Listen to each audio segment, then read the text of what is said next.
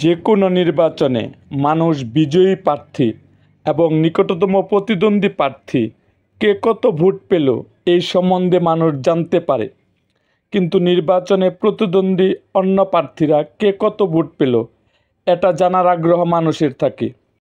এই জানার জন্য আগ্রহ মানুষের জন্য 21শে মে 2024 রোজ মঙ্গলবার মুক্তাগাছা উপজেলা পরিষদ নির্বাচনে কে কত ভোট পেল এই সম্বন্ধেই থাকছে আমাদের আজকের এই ভিডিওতে।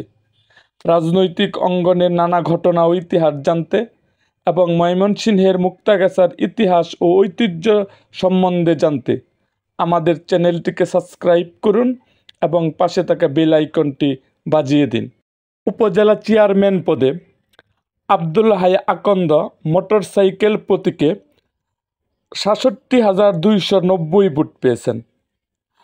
আলহাজ আরব আলী দোয়াত কলম প্রতীকে ১৮,৭৩৮ ভোট পেয়েছেন। কবির মোহাম্মদ শহীদুল ইসলাম ঘোড়া প্রতীকে ১৮,৩৪০ ভোট পেয়েছেন। হেলিকপ্টার প্রতীকে দেবাশিস ঘোষ বাপ্পি ৬,৭২১ ভোট পেয়েছেন।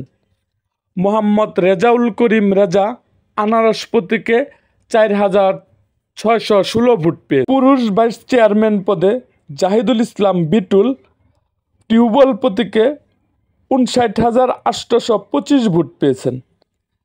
মোহাম্মদ মাহমুদুল হাসান মুকুল তিনি মাইক প্রতীকে পেয়েছেন ৩২,২৮৩ ভোট। আবু বক্কর সিদ্দিক তালা প্রতীকে পেয়েছেন ৮,২৮২ ভোট।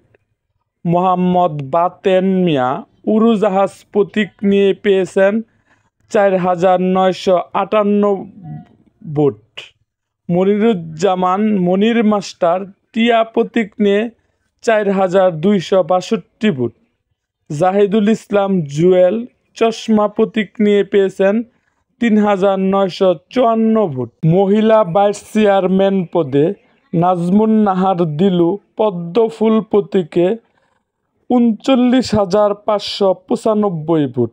ইসরাত জাহান তনু ফুটবল প্রতীক নিয়ে ২৬,৫৫৫ ভোট। মুর্শিদা আক্তার কাকলি কলস প্রতীক নিয়ে পেয়েছেন ১১,৬৩০ ভোট।